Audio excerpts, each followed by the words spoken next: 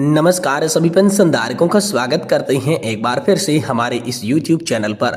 दोस्तों, इस वक्त की पेंशनधारकों के लिए बड़ी खबरें आ रही हैं। जी हां दोस्तों, EPS 95 पेंशन्स की 5 नवीनतम अपडेट निकल कर आ चुके हैं। 5 नए अपडेट से सीधा आपको फायदा मिलेगा। तो आखिरकार EPS 95 पेंशनधारकों की बल्ले बल्ले किस प्रकार हुई है, सरकार ने कौन कौन से 5 बड़े फैसले लिए हैं और इन लोगों को कैसे इनका फायदा देखने को मिलेगा। EPS पेंशन्स को लेकर आखिरकार कौन से नए नियम, कौन से नए रूल्स लागू कर दिए जा चुकी हैं, इनके बारे में दोस्तों आज की इस वीडियो के अंदर बात करेंगे। साथ ही बात करेंगे होली से पहले कर्मचारी और पेंशनधारकों को मिलेगा बड़ा तोहफा, फिर बढ़ेगा महंगाई भत्ता, एरियर का भी होगा भुगतान। जानिए कितनी बढ़ेगी आपकी सैलरी और पेंशन। महंगाई भत्ते को लेकर 2025 के अंदर बड़ा अपडेट निकल कर सामने आ चुका है, तो इस अपडेट की भी चर्चा आज की इस वीडियो के अंदर करेंगे। साथ ही साथ दोस्तों बात करेंगे EPFO पेंशन स्कीम को लेकर बड़ी खबर आ रही है। 80 लाख पेंशनधारकों के लिए जबरदस्त खुशखबरी, सेंट्रलाइज्ड पेंशन सिस्टम से मिलेगा डबल फायदा। तो आखिरकार लाखों पेंशन धारकों को कैसे फायदा मिलेगा, पेंशन से जो है मिलना आसान अब कैसे हो गया है, और सेंट्रलाइज्ड पेंशन सिस्टम को लेकर डबल फायदा किस तरीके से मिलेगा, इसके बारे में भी आज इस वीडियो के अंदर बात करेंगे। यानी कि दोस्तों EPS 95 पेंशन धारकों के लिए आई आज की प्रमुख 3 बड़ी खबरों की चर्चा इस वीडियो के अंदर करेंगे। इसलिए आप सभी से निवेदन करते हैं कि दोस्तों आज की इस वीडियो को आप लास्ट तक देखने के साथ साथ हमारे इस वीडियो को लाइक कर दें और चैनल को जरूर सब्सक्राइब कर दें। तो चलिए बिना किसी देरी के संपूर्ण बड़े फैसले, संपूर्ण बड़े अपडेट्स को आज की इस वीडियो के अंदर जानते हैं। सबसे पहले हम बात करेंगे EPS 95 पेंशन धारकों की बल्ले बल्ले किस तरीके से हो चुकी है। सरकार ने कौन कौन से 5 बड़े फैसले ले लिए हैं जिससे इन लोगों को डबल फायदा मिलेगा। EPS 95 पेंशन को लेकर न्यू रूल्स के बारे में चलिए विस्तार से चर्चा आज की इस वीडियो के अंदर करते हैं। जी हाँ दोस्तों, कर्मचारी पेंशन योजना यानी कि EPS 95 भारत में संगठित क्षेत्र के कर्मचारियों के लिए एक महत्वपूर्ण सामाजिक सुरक्षा योजना है। इस योजना का उद्देश्य सेवानिवृत्ति के बाद कर्मचारियों को वित्तीय सहायता प्रदान करने का है। हाल ही के दिनों में EPS 95 को लेकर कुछ महत्वपूर्ण घटनाक्रम हुए जिनमें पेंशन वृद्धि की मांग, सरकार द्वारा विचार और संसद में उठाए गए मुद्दे शामिल है। इस वीडियो के अंदर हम EPS पेंशन से संबंधित 5 नवीनतम समाचार अपडेटों की विस्तार से चर्चा करेंगे। कर्मचारी भविष्य निधि संगठन द्वारा प्रतिबंधित कर्मचारी पेंशन योजना भारत की सबसे महत्वपूर्ण सामाजिक सुरक्षा पहलुओं में से एक है। ये योजना 16 नवंबर 1995 को लागू हुई। इसका उद्देश्य संगठित क्षेत्र के कर्मचारियों के लिए सेवानिवृत्ति के बाद वित्तीय स्थिति सुनिश्चित करना है। EPFO पेंशन 2025 में वृद्धि की हालिया घोषणा के साथ सेवानिवृत्त लोग अपनी मासिक पेंशन में महत्वपूर्ण वृद्धि की उम्मीद कर सकते हैं। तो EPS 95 पेंशन की 5 नवीनतम अपडेट कौन कौन से हैं, चलिए इसके बारे में विस्तार से चर्चा करते हैं। पहला है दोस्तों न्यूनतम पेंशन में वृद्धि का विचार। जी हां, सरकार EPS पेंशन भोगियों के लिए न्यूनतम मासिक पेंशन को 7,500 रुपये तक बढ़ाने पर विचार कर रही है। वर्तमान में यह राशि केवल 1,000 रुपये है, जो बढ़ती हुई महंगाई के कारण अपर्याप्त बताई जा रही है। दूसरा अपडेट है पेंशन भोगियों की मांग को लेकर। EPS 95 पेंशन भोगी न्यूनतम पेंशन को 7,500 रुपये तक बढ़ाने के साथ साथ महंगाई भत्ता यानी कि DA में वृद्धि और अपने जीवन साथी के लिए मुफ्त चिकित्सा देखभाल की भी मांग कर रही हैं। तीसरा अपडेट है वित्त मंत्री के साथ बैठक को लेकर। 10 जनवरी 2025 को EPS 95 पेंशन धारकों के एक महत्वपूर्ण प्रतिनिधि मंडल ने बजट पूर्व परामर्श बैठक में भाग के रूप में वित्त मंत्री निर्मला सीतारमण से मुलाकात की। सीतारमण ने EPS 95 राष्ट्रीय आंदोलन समिति को आश्वासन दिया कि उनकी मांगों की समीक्षा की जाएगी। और चौथा है उच्च पेंशन मामलों के लिए ऑनलाइन सुविधा। EPFO ने उच्च पेंशन लाभों के लिए आवेदन प्रक्रिया को सुव्यवस्थित करने के लिए एक ऑनलाइन सुविधा विकसित की है। इस प्लेटफॉर्म ने सदस्यों, पेंशनधारकों और नियोक्ताओं को अपने संयुक्त विकल्प को ऑनलाइन जमा करने की अनुमति देती है।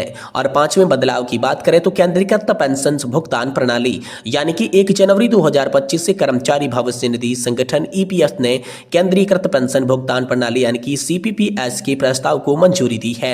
CPPS के तहत अब EPS पेंशनर्स देश में किसी भी बैंक से, किसी भी शाखा से, किसी भी ब्रांच से अपनी पेंशन की राशि जो है वो आसानी के साथ निकाल सकते हैं।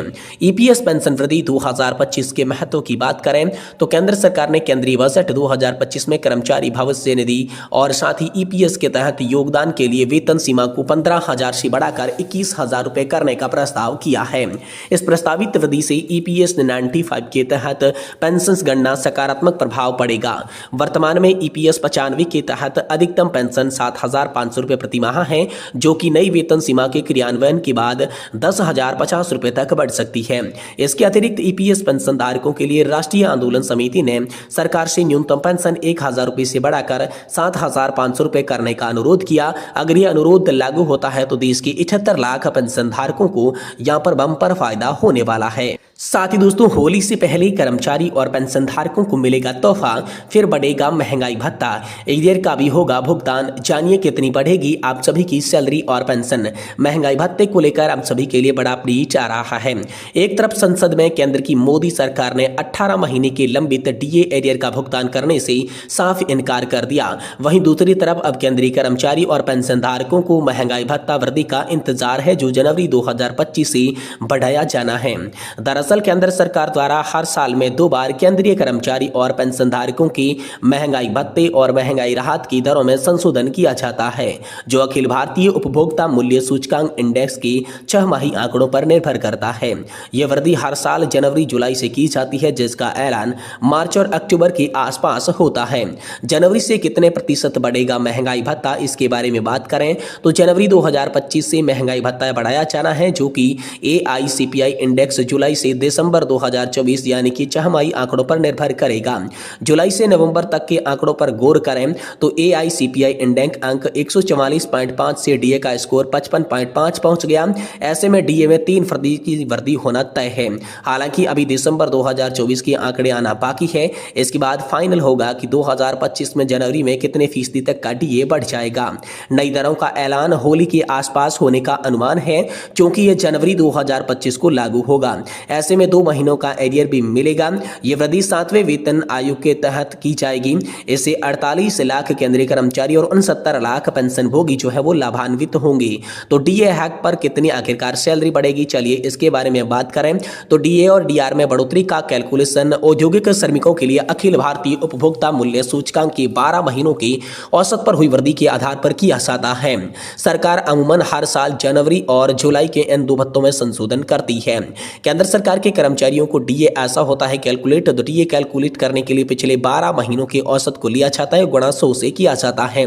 पब्लिक सेक्टर कर्मचारियों के लिए डीए की बात करें तो दोस्तों पिछले 3 महीनों के साथ साथ गुणा 100 का किया जाता है। उदाहरण के तौर पर जिन भी कर्मचारियों की न्यूनतम सैलरी 18,000 रुपए है, उन्हें 3% डीए बढ़ने पर 540 रुपए और साथ ही 2,50,000 रुपए की अधिकतम सैलरी वालों के लिए 7,500 रुपए की बढ़ोतरी मिलेगी। किसी भी कर्मचारी को 15,000 प्रति महीना महंगाई भत्ता मिल रहा है तो ये बढ़कर 15,450 रुपए हो जाएगा, यानी उन्हें 450 रुपए प्रति माह के हिसाब से अधिक मिलेंगे। पेंशन भोगियों को इसका लाभ सीधा मिलेगा, जिससे उन्हें 270 रुपए और यहाँ पर 3750 रुपए तक का इजाफा भी हो सकता है। साथ ही 18 मंथ के डीए एरियर मिलेगा या फिर नहीं मिलेगा, इसको लेकर क्या बड़ी खबर आई है। तो केंद्र की मोदी सरकार ने कोरोना महामारी के समय में रोकी गई 18 महीने के डीए एरियर पर फिर से अपना रुख साफ कर दिया है। बीते दिनों संसद सत्र में वित्त राज्य मंत्री पंकज चौधरी ने 18 महीने के डीए एरियर को देने से इनकार कर दिया, जिससे 48 लाख केंद्रीय कर्मचारी और 77 लाख पेंशन धारकों को झटका लगा है। अगर जुलाई 2020 से जनवरी 2021 तक के लंबित डीए एरियर का भुगतान होता है तो लेवल 1 के कर्मचारियों को डीए का 11,880 रुपए से लेकर 37,500 और 54 रुपए के बीच में मिलता है।